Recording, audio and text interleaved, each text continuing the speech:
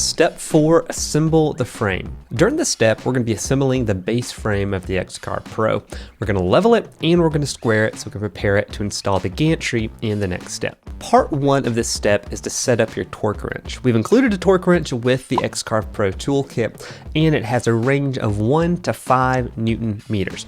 Now for this step, we're going to be using 4.5 Newton meters, and if you haven't set it up before, we'll give you a quick demo on what that looks like. So to set it up, first you're going to pull the silver handle down, and then you're going to turn the head of the torque wrench clockwise until the 0 on the black collar lines up with 4.5 on the shaft.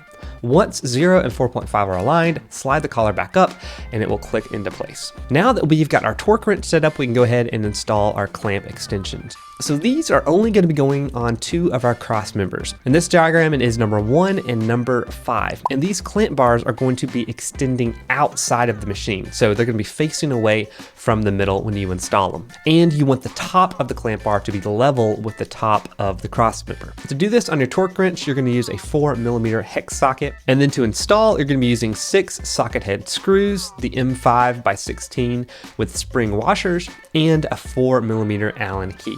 So you'll start out with a 4mm Allen key, and then you'll come back with the torque wrench to tighten them all the way down. And as you tighten it, you're gonna feel the torque wrench click, as well as you can kind of see it click there, and then you'll know you're at the right tightness. Then you'll do the exact same thing for the other cross member. Moving on to part 2, let's adjust the leveling feet. So the leveling feet are on 3 of the cross members, and they're on both sides. To adjust them, you're going to screw the leveling feet into the cross members clockwise by hand so that the set screws are flush with the bottom of the cross member. We're doing this so we've got room underneath the feet, so we can actually attach these to the Y-axis in a minute, and then we can actually level the machine. All right, part 3, attach cross members to Y1 axis. All right, so we're working with the Y1 axis. Again, that is on the left side if you're looking at the machine from the front. And then working from the front of the machine towards the rear, we're going to attach each cross member to the Y1 axis using 2 M5 by 16 socket head screws with the spring washers and a 4mm Allen key. Now, you want to be sure not to over tighten the cross members to the Y1 axis at this time. We're going to fully tighten these down with the torque wrench in a later step. You can just use your fingers to tighten them down for now. So working your way from front to back, you're going to repeat with the other cross members until they're all connected to the Y1 axis. So now that we've got them attached to the Y1, let's attach them to the Y2. So doing the same process as before, we're going to line each of the cross members up so they line up with the holes on the Y2 axis, and then we're going to attach them with 2 M5 by 16 square head screws with the spring washers to the Y2 axis, and we're going to use a 4mm Allen key to do it. Again, make sure not to over tighten at this point, only use your fingers to tighten it down.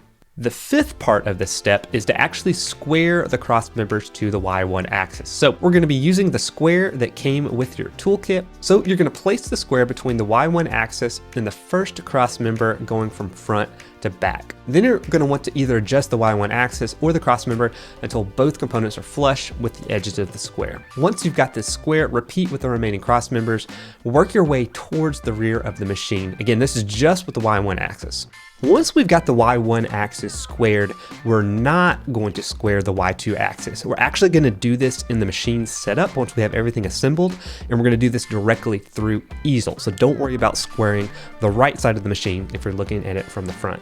The last part of step 4 is to torque the cross members to the Y1 axis. All right, so you're going to grab that same 4mm hex socket and put it into your torque wrench.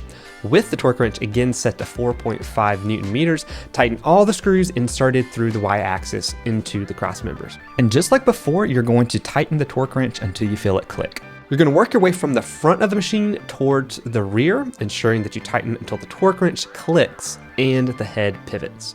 And just like we didn't square the Y2 axis, there's no need to tighten down the screws on the Y2 axis this time. We'll do that in a later step. And just as a reminder, we are not going to tighten anything down on the Y2 axis. This is going to happen in a later step.